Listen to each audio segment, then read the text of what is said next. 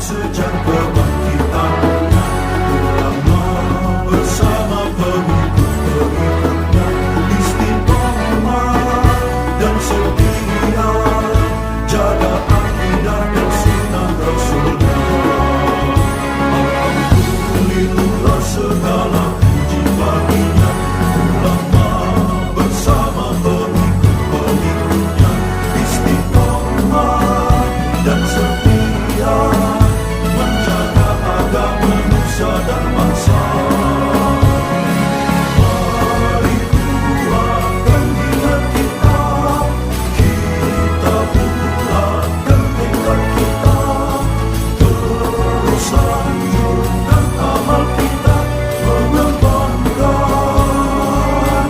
khidmat kita. Alhamdulillahilladzi tawadda'a kullu syai'in li'azamatihi wa dhalla kullu syai'in li'izzatihi wa istalama kullu syai'in liqudratihi. Allahumma salli wa sallim ala sayyidina Muhammadin alladzi azala bi bayanihi kulla ibham wa ala alihi wa ashabihi salatan wa salaman da'imaini ma damatil ayyam. Amma ba'd, fa inna ahsanal hadithi kitabullah wa khairul hadi hadi Muhammadin sallallahu alaihi wasallam wa syarrul umuri muhdatsatuha wa kullu muhdatsatin bid'ah wa kullu bid'atin dhalalah. Segenap jamaah Majelis Ta'lim Hifdzul Amal, para ustaz, para orang tua, wabil khusus orang tua kita Nabi Haji Nasruddin, mudah-mudahan Allah senantiasa memberikan kesehatan zahiran wa batinan. Ustaz Haji Ahmad Nasir, Ustaz Haji Solihin, segenap hadirin yang berbahagia. Mari sama-sama kita lanjutkan pengajian pertama kitab Marah Labid, surah Al-Baqarah ayat 169 yang insyaallah akan kita baca sekarang. Qala Allah Ta'ala wa huwa asdaqul qailin, innama ya'murukum bis-su'i wal fahsya'i wa an taqulu 'ala Allahi ma la ta'lamun. Innama ya'murukum bis-su'i, hanyalah setan itu menyuruh kalian untuk melakukan keburukan. Setan hanyalah menyuruh kalian untuk melakukan keburukan. Apa yang dimaksud dengan as-su' al-qabihi ayil qabihi minad dunubi, yaitu keburukan-keburukan dari dosa-dosa allati la hadda fiha, yang tidak ada had di dalam dosa-dosa tersebut. Wal fahsya'i, dan menyuruh kalian melakukan keburukan-keburukan ayil ma'asi, maksudnya maksiat-maksiat allati fiha haddun, yang di dalamnya, di dalam al-ma'asi allati haddun ada had. Wa antaqulu 'alallahi ma la ta'lamun, dan setan menyuruh kalian untuk mengucapkan atas dasar Allah atau atas nama Allah, mengucapkan ma la ta'lamuna, sesuatu yang kalian tidak ketahui. Ai wa bi an taftaru 'alallahi, maksudnya menyuruh kalian untuk mengada-ngada atas nama Allah ma la ta'lamun, sesuatu yang kalian tidak ketahui. Annallaha ta'ala harrama hadza wa dzaka, bahwasannya Allah Ta'ala mengharamkan ini dan mengharamkan itu. Ayat ini 169 dari surat Al-Baqarah. Ini merupakan rangkaian ayat-ayat sebelumnya. Ayat-ayat sebelumnya itu menjelaskan bahwa sebagian dari manusia itu ada yang mengambil sekutu, ada yang menjadikan selain Allah itu sebagai sekutu atau sebagai teman-teman Allah. Dia pikir Allah repot kali ngurusin langit, repot ngurusin bumi sendirian, ada banyak urusan, maka urusan banyak, Tuhannya harus banyak. Ini sebagian musyrik Mekah ada yang seperti ini. Kemudian ada juga perilaku lain dari musyrik Mekah di ayat yang sebelumnya kita baca di minggu lalu, yaitu kebiasaan mereka mengada-ngada, kebiasaan mereka membuat satu hukum yang sebenarnya itu tidak pernah Allah turunkan. Bahirah itu onta yang udah dinazarin susunya. Ini onta ini saya nazarkan susunya buat berhala. Nah, kalau susunya sudah dinazarkan, itu nggak boleh diminum, nggak boleh dipotong juga, nggak boleh diapa-apain, dan diumbar aja, biarin. Ya mati aja udah begitu. Ada ham itu onta laki-laki yang memang sudah dihukumkan oleh mereka orang-orang musyrik Quraisy ini adalah buat berhala mereka. Kalau udah buat berhala udah nggak boleh diapa-apain, jangankan dipotong, dinaikin aja nggak boleh udah. Itu onta. Karena udah buat berhala. Jadi gimana? Bebas, sudah bebas. Jangan diapa-apain. Itu namanya ham. Ada namanya wasilah. Wasilah itu bukan wasilah pakai sin, bukan. Ya, wasilah pakai sod. Wasilah itu onta yang lahirnya sambung nyambung perempuan mulu. Bunting pertama lahir perempuan. Besok bunting lagi lahir perempuan lagi. Besok bunting perempuan lagi. Ini perempuan nih, ini mah punya berhala yang begini. Bebasin nih, bebasin onta yang kayak begini, jangan diapa-apain. Ini punya berhala mereka. Jadi bagaimana hukum makamnya? Haram, nggak boleh. Padahal enak itu daging onta. Halal hukumnya. Memang Allah hukumkan, Allah berikan satu ketetapan bahwa onta itu halal dan boleh. Karenanya di ayat sebelumnya itu kulu mimma fil ardi halalan thayyiban, yang halal dan yang thayyib. Termasuk yang thayyib itu adalah daging onta itu thayyib, bagus. Ya, seperti makanan-makanan kita gitu kan, kambing juga bagus dagingnya. Thayyib juga halal. Halal di sini artinya memang tidak diharamkan, thayyib di sini artinya baik. Nah, baik ini hadirin kemarin disebutkan oleh Syaina Banton, yang dimaksud dengan baik di sini dia cara memperolehnya adalah dengan cara yang halal, bukan dengan duitnya boleh, korupsi bukan juga buat pocolongan juga bukan juga, namanya thayyib. Atau ada juga halal secara thayyib secara khusus. Ada satu perkara atau satu makanan yang buat seorang ini halalan thayyiban, tapi buat orang lain belum tentu thayyib. Durian enak nggak tuh durian? Enak buat yang darah tinggi. Coba habis makan kambing sediain durian, nggak thayyib itu namanya. Halal nggak? Halal tapi nggak thayyib. Ada yang menafsirkan thayyib seperti itu.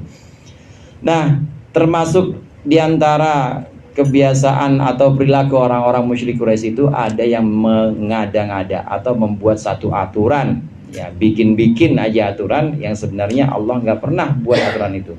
Ontak lah segala diharamin. Ya, segala makanan-makanan yang memang Allah halalkan ini diharamin. Kadang-kadang yang justru halal atau yang justru diperintahkan justru sama mereka diharamin. Contohnya apa? Tauhid. Contohnya nyembah Allah saja cuma satu Tuhan, ini wajib, sama mereka nggak boleh. Tuhan urusan banyak, sama Tuhan satu kata mereka.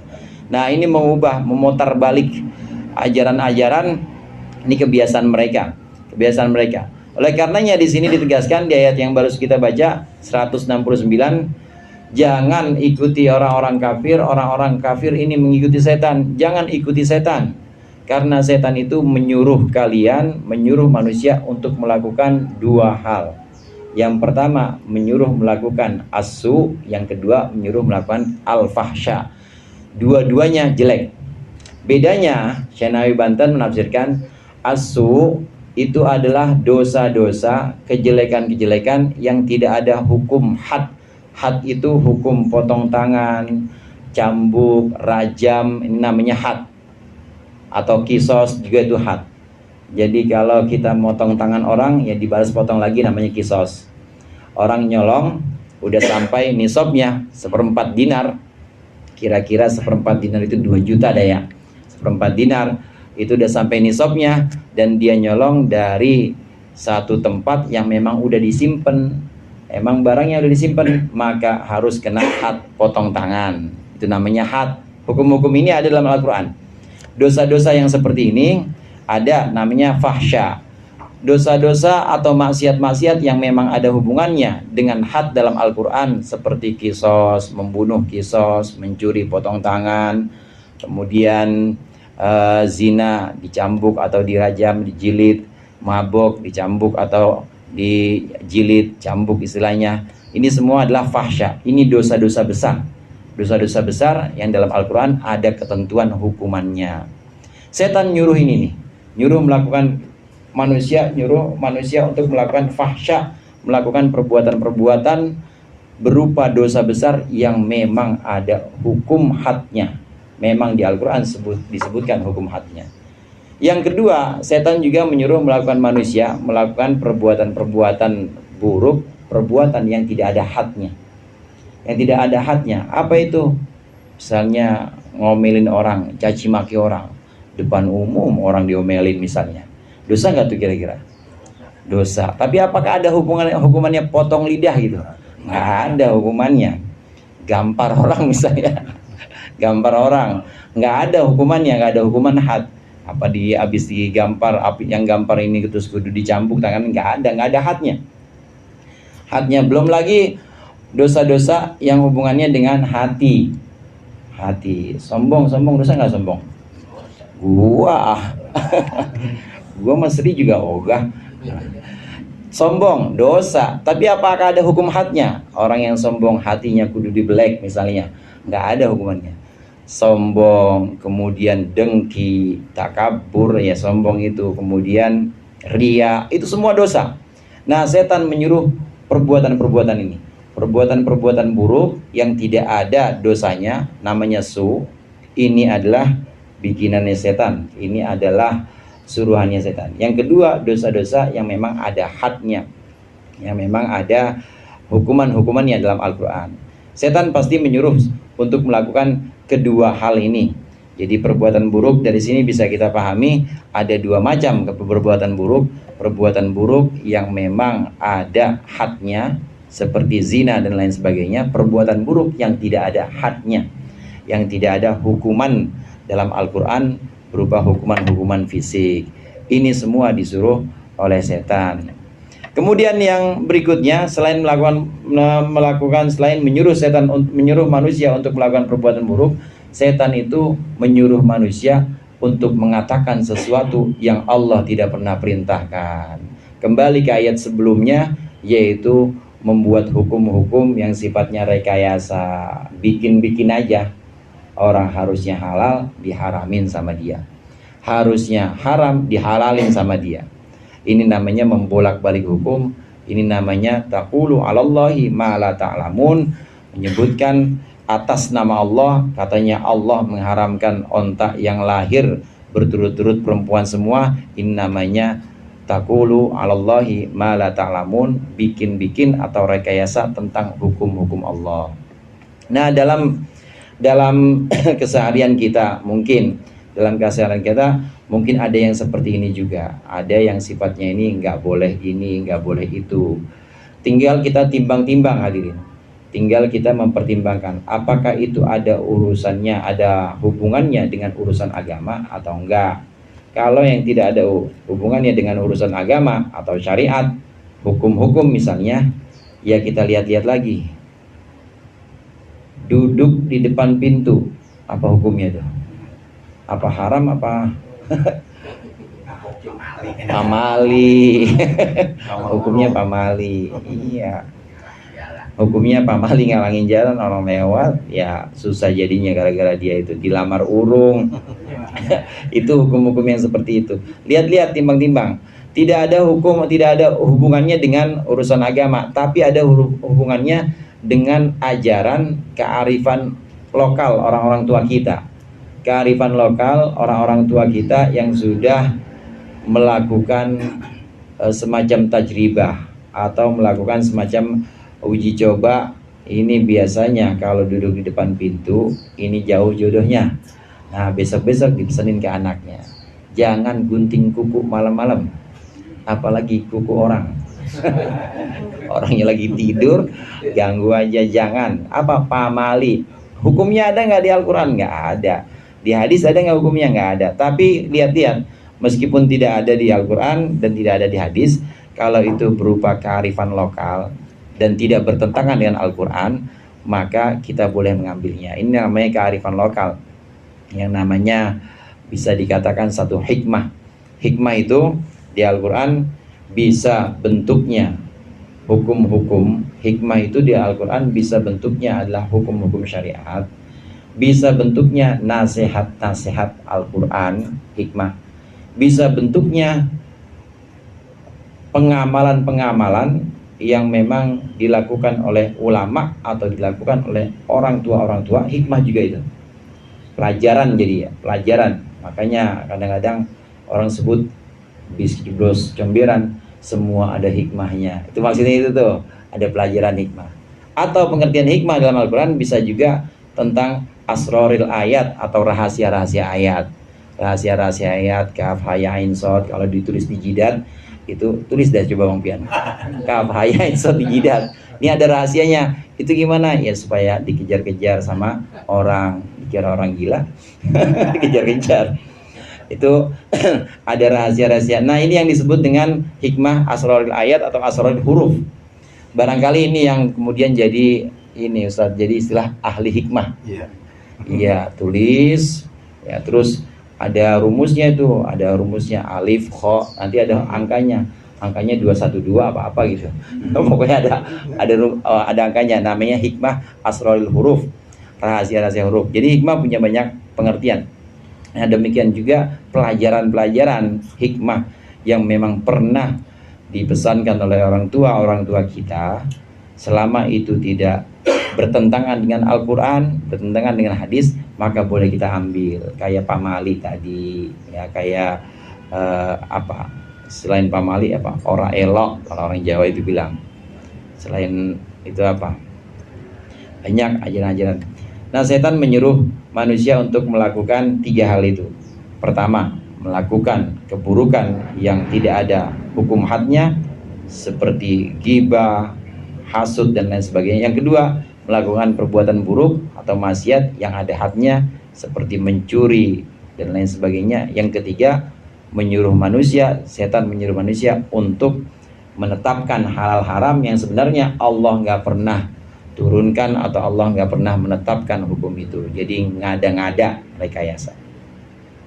Setan disebutkan di sini dalam ayat ini, ayat sebelumnya, dan juga banyak ayat di Al-Quran menyebutkan innahu lakum aduwwum mubin. Jelas setan itu jelas-jelas musuh yang nyata untuk orang-orang yang memang menganggap setan itu musuh. Maka setan itu musuh. Tapi kadang-kadang ada orang yang menganggap setan itu CS. Tinggal gimana ketajaman mata hatinya aja. Kalau zawil basirah, orang-orang yang punya mata hati yang bening, yang jernih, maka dia tahu ini setan mau gojek kemana aja dia tahu. Sholat bang, apain sholat bang? Sholat begitu-gitu aja. Ya miskin juga nggak hilang-hilang, puluhan tahun tetap miskin. Kagak, gue pokoknya tetap sholat. Akhirnya setan pakai cara lain. Ya udah bang, sholat bang, cakep. Sholat abang itu di kampung dukuh cuma abang yang sholatnya begini. Yang lain jadi dikalahin sama dia. Iya ya bener juga ya. Iya, nggak ada yang sholatnya kayak gue. Jadi ngerasa tinggi hati, ujub, masuk lewat situ tuh setan.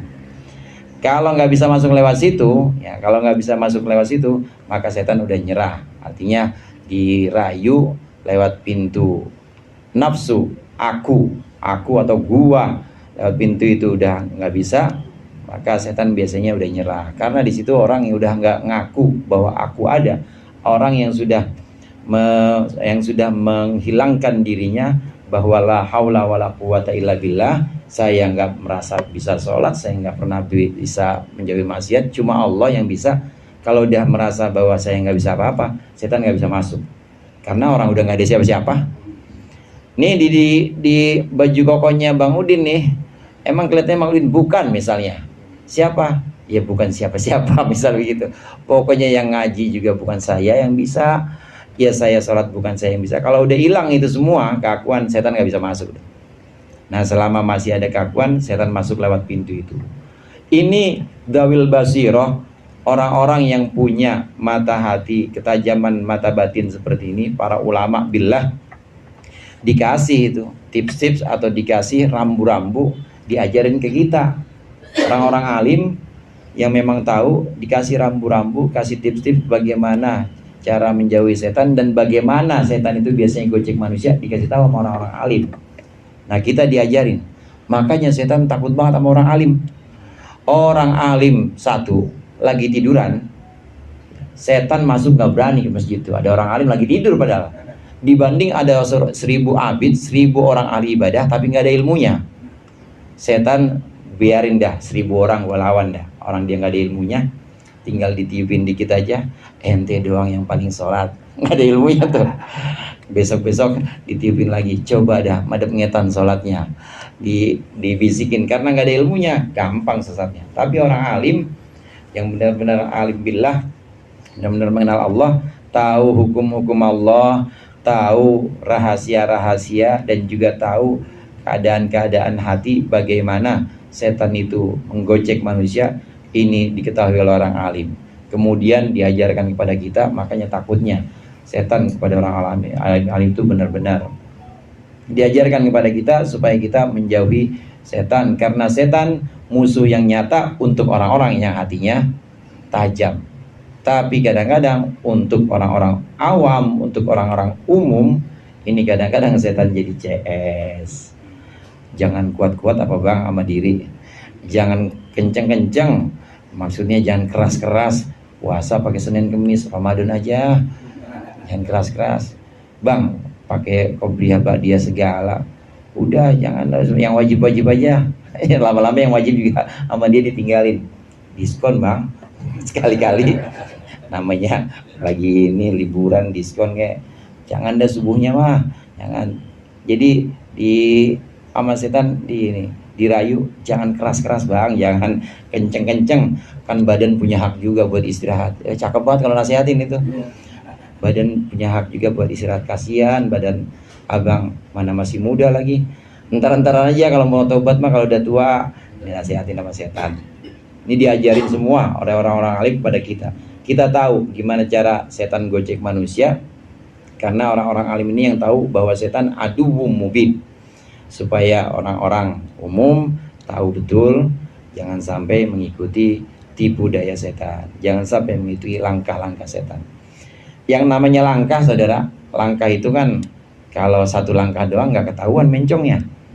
Saya jalan nih lurus, ikutin sama Bang Pian, rada belok dikit ya, belok sini dikit. Kalau baru satu langkah mah nggak ketahuan. Terus saya jalan masih lurus, Bang Pian belok lagi. Lama-lama jauh apa deket tuh sama saya? Jauh, selangkah, dua langkah, tiga langkah. Makanya di depan itu disebutkan khutuwati syaiton, jangan ikuti langkah-langkah setan. Kalau terlanjur sekali langkah, maksudnya buru-buru istighfar. Jangan sampai keterusan beribu langkah ikuti setan. Lama-lama ya mencong juga, nggak kiblat jadinya beribu-ribu. Kalau cuma satu istighfar, langsung kembali kepada Allah, taubat. Ini 3 hal yang biasa disuruh setan pada manusia, yaitu untuk melakukan keburukan, untuk melakukan maksiat-maksiat yang ada hadnya atau ada hukumannya, dan juga untuk merekayasa atau bikin-bikin hukum yang sebenarnya Allah tidak pernah membuatnya.